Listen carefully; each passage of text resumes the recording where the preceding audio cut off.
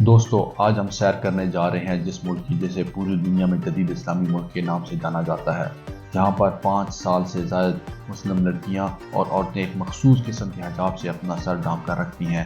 اس ملک میں دنیا کا سب سے بڑا اور وزنی پھول بھی پایا جاتا ہے، اس کا نام ریفلیشیا ہے۔ اس پھول کا وزن 8 کلو گرام اور لمبائی 4 میٹر تک ہوتی ہے۔ اس پھول سے بہت گندی بدبو آتی ہے جسے 10 کلومیٹر تک محسوس کیا جاتا ہے۔ اس ملک کو سانپوں کا ملک بھی کہا جاتا ہے۔ دنیا کا سب سے بڑا کوبرا سانپ بھی یہیں پر پایا جاتا ہے۔ سانپوں کی بے شمار اقسام یہاں پہ پائی جاتی ہیں، جن میں زیادہ تر کوبرا نسل ہے۔ اس ملک کو خوبصورت مساجد کا ملک بھی کہا جاتا ہے۔ یہاں بہت سی خوبصورت مساجد بنائی گئی ہیں۔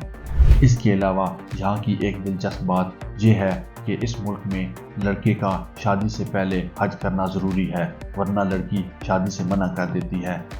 یہاں پہلی بیوی پر ٹیکس معاف ہے، ٹیکس دوسری بیوی سے شروع ہوتا ہے، تیسری بیوی پہ شرح بڑھ جاتی ہے اور چوتھی بیوی پر ٹیکس کی شرح بہت ہی زیادہ ہوتی ہے۔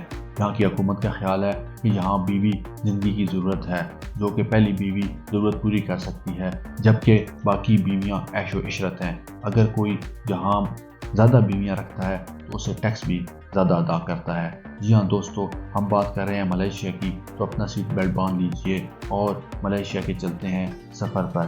اس سے پہلے آپ ہمارے چینل کو سبسکرائب کر لیں تاکہ ہماری آئندہ آنے والی ویڈیوز آپ کو آسانی سے مل سکیں۔ ملائیشیا کا لفظ مالے سے اخذ کیا گیا ہے، اس کے معنی ندی کی ہیں۔ یہ ملک 13 ریاستوں پر مشتمل ہے۔ اس کا کل رقبہ 3,30,830 مربع کلومیٹر ہے۔ یہ رقبے کے لحاظ سے دنیا میں 76ویں نمبر پر آتا ہے۔ اس کی سرحد تھائی لینڈ، انڈونیشیا اور ویتنام سے لگتی ہے۔ اس کی کل آبادی 3.4 ملین ہے۔ یہ آبادی کے لحاظ سے 43ویں نمبر پر آتا ہے۔ ملائیشیا کا دارالحکومت کوالالمپور ہے۔ اس کی سرکاری زبان مالے ہے۔ اگر بات کی جائے یہاں کے مذہب کی تو یہاں 63.5% مسلمان، 9.1% کرسچن، 6.1% ہندو رہتے ہیں۔ اگر ٹائم زون کی بات کی جائے تو ملائیشیا پاکستان سے 3 گھنٹے جبکہ انڈیا سے 2 گھنٹے 30 منٹ آگے ہے۔ اس کا کالنگ کوڈ +60 ہے۔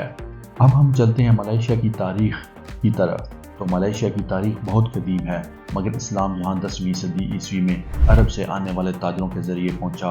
اس وقت یہاں ہندو مذہب اور بدھ مذہب کے ماننے والے لوگ بہت زیادہ تھے۔ 14ویں اور 15ویں صدی میں اسلام یہاں ابھرنے لگا۔ ملائیشیا اس وقت جزیرہ تھا اور اس جزیرے پر زیادہ تر مالائی لوگوں کی آبادی تھی۔ مالائی لوگ اب بھی اس وقت ملائیشیا میں بڑی تعداد میں پائے جاتے ہیں۔ مالائی میں 99% آبادی مسلمان ہے۔ 18ویں صدی میں ملائیشیا پر برطانوی حکومت نے قبضہ کر لیا۔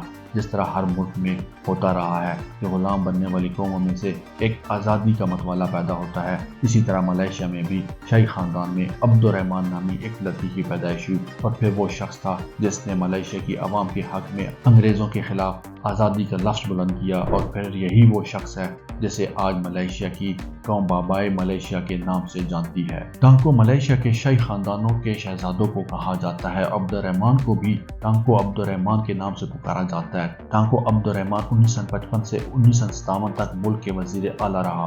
1957 میں ملائیشیا کی آزادی کے بعد یہ ملائیشیا کا وزیر اعظم بن گیا۔ اب چلتے ہیں ملائیشیا کی معیشت کو دیکھتے ہیں۔ اس ملک کی معیشت کا انحصار زرعی پیداوار، معدنیات اور ربڑ پر ہے۔ اس ملک کی زرعی پیداوار میں چاول اور اسٹرابیری شامل ہیں، جبکہ معدنیات میں لوہا اور گیس شامل ہے۔ ملائیشیا دنیا میں ربڑ ایکسپورٹ کرنے والا تیسرا بڑا ملک ہے۔ یہ ہر سال 10 لاکھ ٹن ربڑ دیگر ممالک کو ایکسپورٹ کرتا ہے۔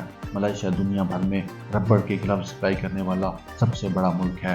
ملائیشیا پام آئل بھی سپلائی کرنے والا دنیا کا سب سے بڑا ملک ہے۔ اس کی GDP $1.2 ٹریلین جو کہ دنیا میں 31ویں نمبر پر ہے، جبکہ اس کی سالانہ پر کیپٹل انکم $31,034 ہے۔ اس کی سرکاری کرنسی ملائیشین رنگٹ ہے۔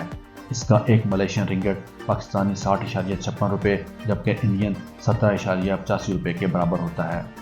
ملائیشیا کاروباری حضرات کو، جو لوگ اپنی انویسٹمنٹ لے کے ملائیشیا میں جاتے ہیں، اس کو عارضی نیشنلٹی بھی دیتا ہے اور پھر بعد میں مستقبل رہائش بھی، جس کے لیے آپ کو مالی طور پر بہت مستحکم ہونا بہت ضروری ہے۔ ملائیشیا کی تعلیمی شرح 99% ہے۔ آپ ملائیشیا میں تعلیمی ویزا پر بھی جا سکتے ہیں۔ بہت سے انڈین اور پاکستانی کام کرنے کے لیے ملائیشیا میں جاتے ہیں اور اپنی اچھی زندگی گزار رہے ہیں۔ ملائیشیا میں چینی لوگوں کی بھی ایک نسل موجود ہے۔ یہ نسل چینی لباس پہنتی ہے، چینی کھانا کھاتی ہے، لیکن ان کا چین سے کوئی تعلق نہیں اور نہ ہی انہوں نے کبھی چین کی شکل دیکھی ہے۔ یہ لوگ سیاست سے دور رہتے ہیں اور یہاں صرف ملائی لوگ ہی سیاست میں حصہ لیتے ہیں۔ ملائیشیا کی فوج میں اس وقت 18 کرافٹ آف ریجمنٹس ہیں۔ ان کو 3 اہم اجزاء میں تقسیم کیا گیا ہے: جنگی عنصر، جنگی معاون عنصر اور معاون عنصر۔